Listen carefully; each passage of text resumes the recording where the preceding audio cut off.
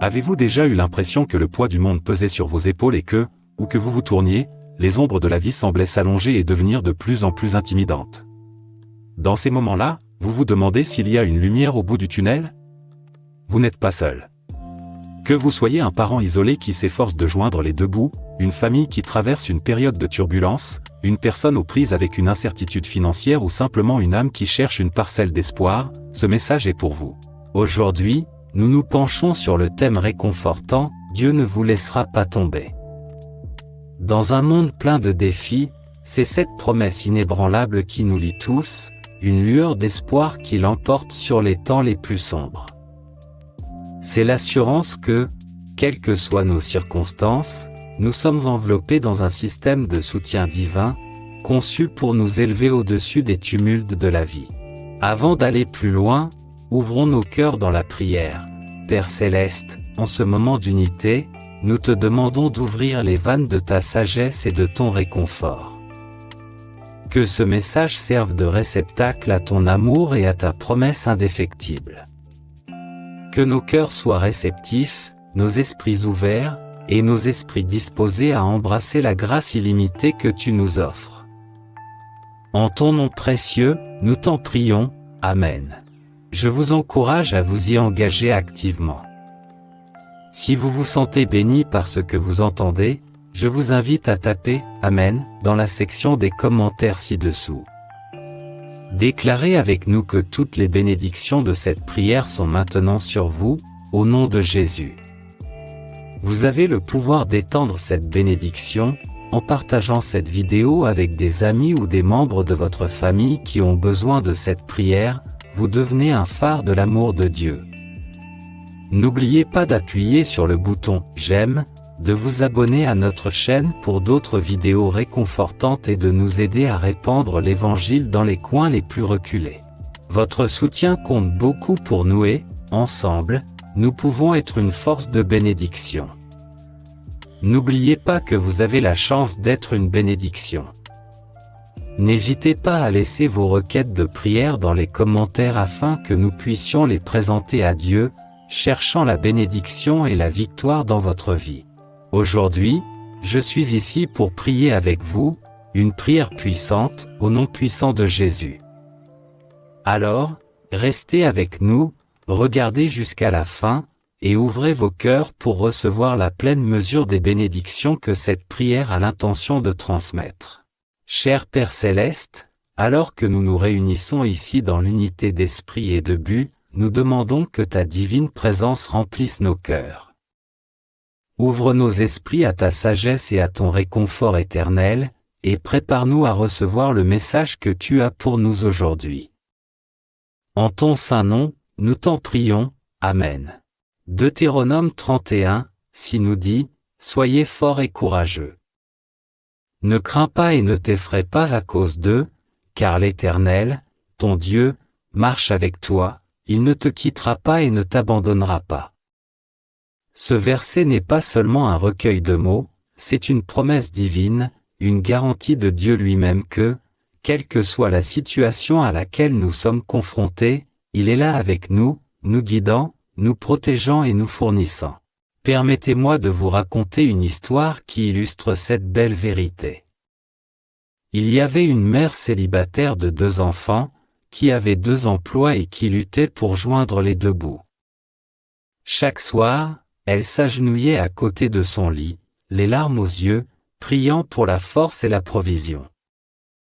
Sa situation semblait sombre et, parfois, elle était sur le point d'abandonner. Mais elle s'accrochait à sa foi en la fidélité de Dieu. Un jour, elle a reçu une promotion à l'un de ses emplois, une promotion pour laquelle elle n'avait même pas postulé.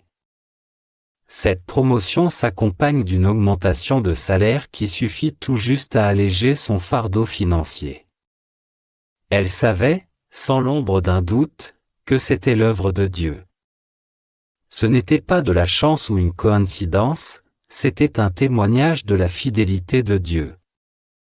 Il avait entendu ses cris, vu ses luttes et était intervenu au moment où elle en avait le plus besoin.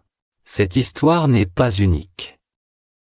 Chacun d'entre nous a, ou aura, sa propre histoire sur la façon dont Dieu s'est manifesté dans sa vie au bon moment. Ce ne sont pas seulement des histoires, ce sont des rappels de sa présence constante et de sa fidélité inébranlable. Tenons fermement la promesse que Dieu est toujours avec nous, qu'il nous guide à travers chaque défi et qu'il nous élève au-dessus de chaque vague de désespoir. Sa fidélité est notre bouclier et notre force, une présence constante qui nous rassure, nous ne sommes jamais seuls. Prenons l'histoire de Joseph, un jeune homme vendu comme esclave par ses propres frères, emprisonné à tort, mais jamais abandonné par Dieu. Malgré toutes les épreuves, la foi de Joseph en la protection de Dieu n'a jamais faibli. Et c'est cette foi qui l'a fait passer des profondeurs d'un cachot au sommet de la puissance égyptienne, où il a pu non seulement sauver l'Égypte de la famine, mais aussi sa famille, celle-là même qu'il avait trahie. Cette histoire est un témoignage profond de la vérité selon laquelle nos luttes actuelles ne sont pas la fin de notre histoire. Dieu a un plan pour chacun d'entre nous, un plan pour nous fournir et nous faire prospérer, même lorsque cela semble impossible. Ensuite, il y a le repas miraculeux des 5000 personnes, où Jésus, avec seulement 5 pains et 2 poissons, a nourri une multitude. Il ne s'agissait pas seulement d'une démonstration de la puissance divine, mais d'un message clair. Dieu est conscient de nos besoins physiques et est tout à fait capable d'y répondre, souvent d'une manière qui défie notre compréhension. Philippiens 4.19 renforce cette promesse en disant « Mon Dieu pourvoira à tous vos besoins, selon la richesse de sa gloire en Jésus-Christ. » Ce verset est une lueur d'espoir, nous rappelant que notre approvisionnement provient des richesses inépuisables de la gloire de Dieu en Jésus-Christ. Dans nos vies d'aujourd'hui, ces histoires se répercutent d'innombrables façons. Il peut s'agir d'une offre d'emploi inattendue alors que tout espoir semblait perdu, de l'aide d'un étranger dans un moment de besoin, ou même de la paix qui survient au milieu de la tourmente et qui nous donne la force de continuer. Ce sont des miracles modernes, des rappels de la provision et du soutien de Dieu. Puissions-nous nous souvenir de ces histoires d'espoir et de résilience. Qu'elles nous rappellent que Dieu continue d'écrire notre histoire et que, tout comme Joseph, nos difficultés actuelles peuvent très bien être le chemin vers notre destinée divine. Et comme pour les pains et les poissons, Dieu peut prendre le peu que nous avons, le bénir et le multiplier au-delà de nos rêves les plus fous. Dans Matthieu 6, 31-33, nous trouvons un profond réconfort pour ces moments précis. Ne vous inquiétez donc pas en disant « Que mangerons-nous, que boirons-nous, que porterons-nous » Car les païens courent après toutes ces choses, et votre Père céleste sait que vous en avez besoin. Cherchez d'abord son royaume et sa justice, et toutes ces choses vous seront données. Ces paroles ne sont pas simplement un réconfort, elles sont une directive, un mode de vie qui promet la provision divine pour ceux qui donnent la priorité à la richesse spirituelle sur les préoccupations matérielles. Isaïe 41, dit, « Ne crains pas, car je suis avec toi, ne sois pas effrayé, car je suis ton Dieu. Je te fortifierai et je te secouerai, je te soutiendrai par ma droite juste. » Ces mots sont un rappel puissant de la présence intime de Dieu dans votre vie.